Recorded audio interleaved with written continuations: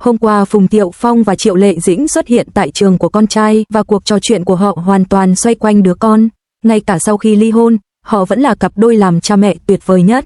Phùng Thiệu Phong và Triệu Lệ Dĩnh lặng lẽ đưa con trai đến trường, từ bệnh viện đến nhà trẻ rồi đến trường tiểu học, không bỏ lỡ bất kỳ khoảnh khắc quan trọng nào.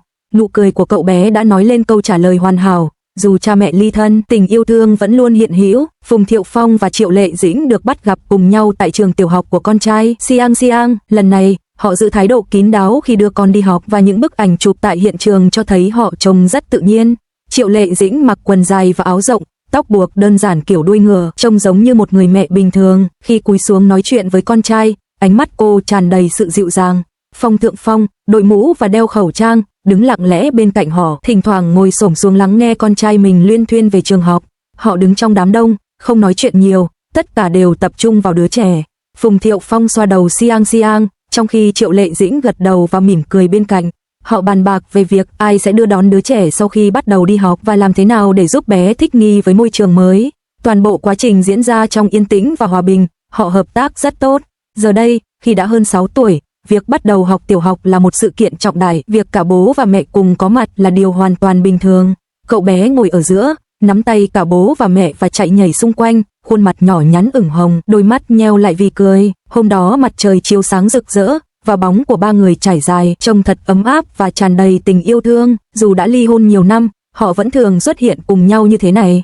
Trước đây, khi con trai ốm, họ cùng nhau đến bệnh viện. Trong các hoạt động ở trường mẫu giáo, Phùng Thiệu Phong bế con trai đi xem trận đấu trong khi Triệu Lệ Dĩnh vỗ tay cổ vũ.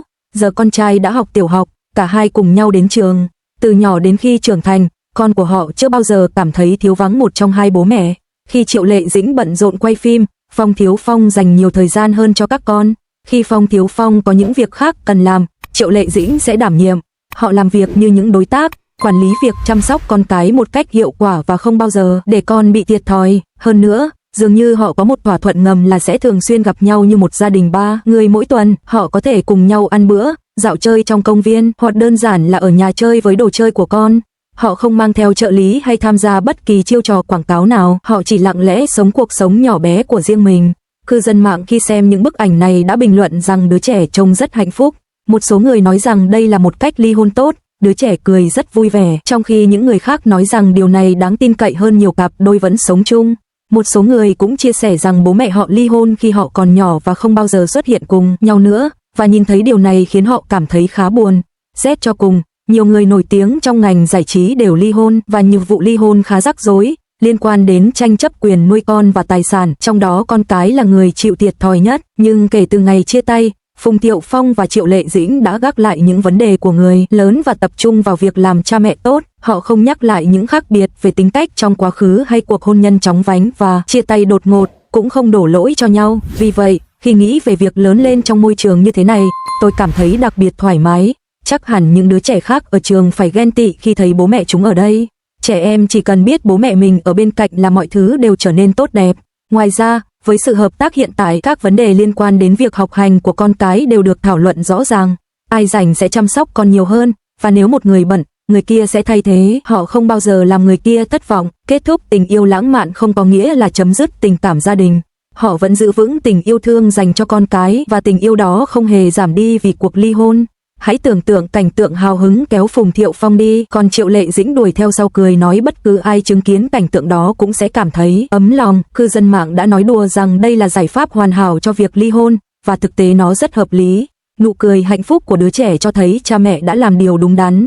So với một số cặp đôi trông có vẻ sống chung nhưng thực chất lại đang làm hao mòn lẫn nhau, cách tiếp cận lặng lẽ và có trách nhiệm này khiến đứa trẻ hạnh phúc hơn. Họ đã xử lý việc một cách trưởng thành, gác lại chuyện kết hôn nhưng vẫn kiên quyết gánh vác trách nhiệm làm cha mẹ. Nhìn lại cuộc đời mình, việc có cha mẹ luôn bên cạnh trong những thời điểm quan trọng mang lại cho họ cảm giác an toàn mà tiền bạc không thể mua được. Vào ngày đi học, đứa trẻ chạy đi chạy lại giữa cha mẹ, khuôn mặt rạng rỡ niềm vui, bất cứ ai nhìn thấy cảnh đó cũng sẽ vui mừng cho cậu bé. Hơn nữa, sự hợp tác này không chỉ là hình thức, đó là biểu hiện tự nhiên của sự quan tâm của họ dành cho đứa trẻ. Điều đáng chú ý là họ có thể duy trì mức độ hợp tác này sau khi ly hôn. Phùng Thiệu Phong nổi tiếng với nhiều mối quan hệ tình cảm, còn Triệu Lệ Dĩnh thì cực kỳ chăm chỉ. Tính cách của họ rất khác nhau, nhưng điều đó không ảnh hưởng đến khả năng nuôi dạy con cái của họ. Vì vậy, Mỗi lần nhìn thấy họ ở bên nhau vì Xiang Xiang, tôi đều cảm thấy đứa trẻ này thật may mắn. Mặc dù bố mẹ bé không còn là một cặp đôi, nhưng họ vẫn là những người bạn đồng hành tuyệt vời trong việc nuôi dạy con cái. Ngày Xiang Xiang bắt đầu đi học tiểu học đã chứng minh điều này một lần nữa. Phùng Thiệu Phong đưa con trai đến thăm Triệu Lệ Dĩnh tại phim trường. Gia đình ba người được nhìn thấy ngồi xổm bên vệ đường, cùng nhau uống trà sữa. Mối quan hệ thân thiết của họ làm dấy lên đồn đoán về khả năng hàn gắn. Mặc dù đã ly hôn 4 năm, họ vẫn duy trì được mối quan hệ hòa thuận, khiến cư dân mạng bình luận, một tấm gương về sự tôn trọng người cũ. Ngay cả ly trà sữa này cũng ngon ngọt. Tại hành điền, Phong Thiệu Phong đã đưa con trai Tương Hương đến thăm Triệu Lệ Dĩnh trên phim trường. Hai người được chụp ảnh đang cùng nhau uống trà sữa. Điều này ngay lập tức gây ra những cuộc tranh luận sôi nổi trên mạng, với nhiều người đồn đoán liệu họ có đang tái hợp hay không. Thành thật mà nói, việc này khá thú vị. Đã 4 năm kể từ khi họ ly hôn, và mặc dù Triệu Lệ Dĩnh và Phong Thiệu Phong, cặp đôi từng rất được công chúng chú ý, đang sống cuộc sống riêng, nhưng mỗi khi họ xuất hiện cùng nhau vì con cái, điều đó luôn khơi gợi trí tưởng tượng của mọi người về việc họ tái hợp. Lần này, họ được chụp ảnh cùng Phùng Thiệu Phong và con trai ở hành điền.